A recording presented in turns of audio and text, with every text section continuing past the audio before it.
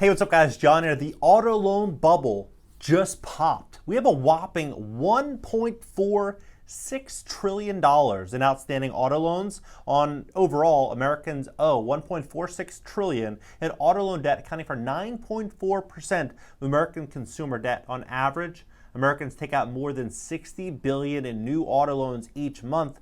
By age, Americans younger than 50 take out $37.9 billion in auto debt monthly, compared to $21 billion by those 50 and older. Now, what we're seeing and what we've seen of the last 2 years is used car prices skyrocket, some as much as 45%. Now, what we've also noticed is this new economy being pushed out, which is stimulus, universal basic income. They're trying to push in like 23 different cities and states, unemployment benefits, PPP loans, all these different things. What is this doing? It's giving people a sense of security. What do they do when they have a sense of security? They spend money, right? When they spend money, where do they spend it? They buy nice clothes, they buy a nice car, they get a nice apartment, they feel richer than they are because, they are for the time being. And then what's ultimately happening is we're now seeing this bubble see some real problems.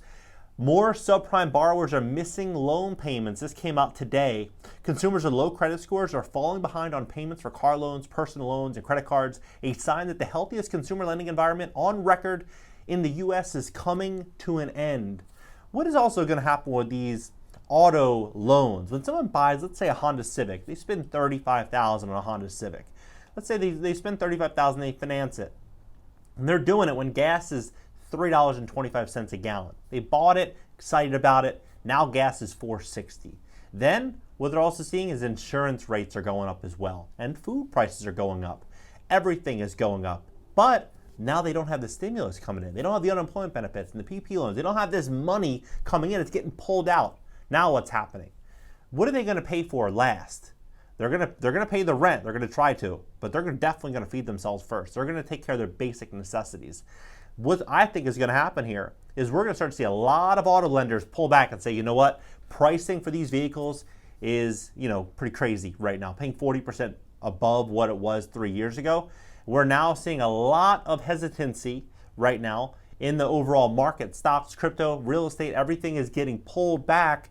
We need to maybe take some risk off the table. I think what they're ultimately going to do is they're going to stop lending as much money. And then also what I think is going to happen is they're going to have so many repossessed vehicles that they're going to try to sell these vehicles. There's going to be less qualified buyers and borrowers to go out there and actually obtain the financing to purchase one of these cars. Because before there was a shortage, right? Now there's going to be so many cars that are going to be looking for a new owner. And the shares of subprime credit cards and personal loans that are at least 60 days late is rising faster than normal, according to credit reporting firm Equifax. In March, those delinquencies rose month over month for the 8th time in a row, nearing their pre-pandemic levels. Delinquencies on subprime car loans and leases hit an all-time high in February based on Equifax's tracking that goes back to 2007. Many people, including those with less than perfect credit scores, paid off debts and built up savings during the pandemic, a surprising outcome considering that lenders at first thought borrowers would default en masse when the pandemic hit. The government's response, including stimulus payments and child tax credits, boosted many families' financial health. But now many of those benefits have run out. Subprime borrowers, who sometimes have lower income or less savings, are being hit hard. Inflation running near its highest point in 4 decades is also forcing many households to choose between paying for essential and paying for their monthly loans. What's also going to happen too is every time gas picks up just a quarter more, there's going to be more and more people that throw in the towel. There's going to be more and more people that just, they can't afford to pay that extra quarter a gallon, and they're going to lose their cars. I think we're stepping into what's going to be the biggest auto loan bubble in history. There's also broader concerns among some lenders about the ability of consumers overall to keep up with payments when some of their financial benefits, including excess savings that they accrued during the early stages of the pandemic, taper off. Wells Fargo & Co. CEO Charlie Schaff said Tuesday that higher prices for food and gasoline will constrain U.S. households. We are still in the best credit environment we have ever seen in our lives. Mr. Schaff said to the Wall Street Journal's Future of Everything Festival, but he added that there will be a deterioration in people's ability to pay. The jump in subprime delinquencies could reduce lenders' willingness to make loans to riskier borrowers. Last year, and this is why I've also said, I've been talking about this for a while, get your credit over 720, because what's going to happen is when we start to see, a real big pullback in real estate and a bigger pullback in stocks and crypto, and in this situation here with auto loans, they're not going to want to lend money to a borrower that has a 620 credit score or a 610 credit score. No, they're going to want to lend money to someone that has a 720, 740, 750 credit score. That's who they're going to want to lend money to. They're not going to want to take risk. Last year, many lenders embraced subprime customers, comforted by low employment rates and fueled by an eagerness to rebuild loan balances that took a hit early in the pandemic. Subprime lenders hit records last year when measured by the total dollar amount of personal loans originated and spending limits on new general purpose credit cards, including Equifax. Some 11% of general purpose credit cards held by consumers with credit scores below 620 were at least 60 days behind on payments in March, compared to 9.8% a year prior, according to the latest data available from Equifax. Personal loans and lines of credit delinquencies came in at 11.3%, up from 10.4% a year prior. Both categories hit by the pandemic. Error lows of 7.5% and 8.3% respectively in July. Car loans and lease delinquencies hit a record in February based on Equifax tracking, with 8.8% of subprime accounts behind on payments by at least 60 days. That edged down from 8.5% in March, but was still the highest level on record. Fewer people are in subprime credit score brackets than when the pandemic began. Some 18.6% of U.S. adults with credit scores had a score lower than 600 in 2020 compared to 15.5% last year, according to Fair Isaac Corp.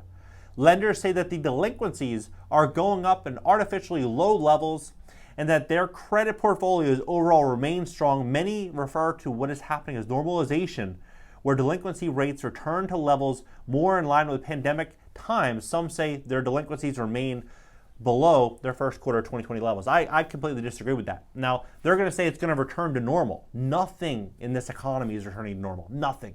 People think, oh yeah, everything's just going to go back. That's what they're saying. Think about this. If you're a business owner and you had to downsize your office, and you were told that you had to increase minimum wage, and you're told that now shipping and freight is 80% more over the last 2 years, and you're told that you have all these new expenses for your business, what are you going to do? You're going to use your brain and try to reduce your expenses and increase your cash flow to make up for the additional risk that's in the economy. And you're going to do that by outsourcing as much as you possibly can. You're going to do that by cutting back on expenses. You're going to be in a position to where you're going to get down to brass tacks and figure out what it's going to do for you to have a lean and mean machine of a business. That's what's going to happen. And we're going to see massive layoffs because of this. I think we're going to start to see so much more outsourcing over the next couple of years to places like India.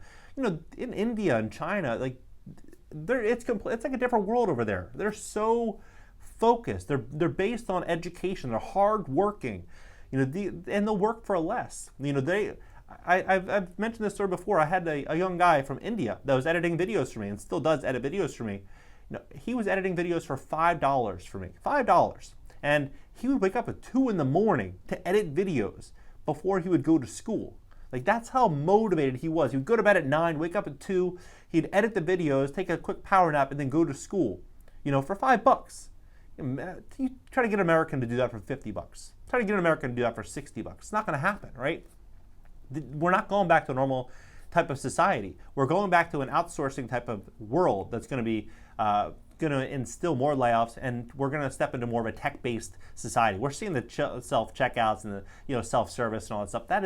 That is very entry level as to where we're actually going. We're going into a place where we're going to see more layoffs. So we're not going to go back to normal times. Maybe normal for the next year, 6 months, maybe. But over the next 3 to 5 years, you think that out of a pool of 100 million Americans that have auto loans, that they're all going to have the same type of job expectations and opportunities that they had before? I don't think so. I think it's going to get harder and harder and harder to compete in this inflationary work environment that we now live in America. Capital One Financial Corp recorded a higher U.S. credit card 30-day or more delinquency rate in the first quarter from a year ago. Lenders Bread Financial Holdings, Inc. also reported a higher delinquency rate for its credit cards and other loans for the quarter. Both lenders issued credit cards and subprime borrowers. Other large card lenders didn't record this increase for the first year over year, said Michael Tiano, senior director at Fitch Ratings, right?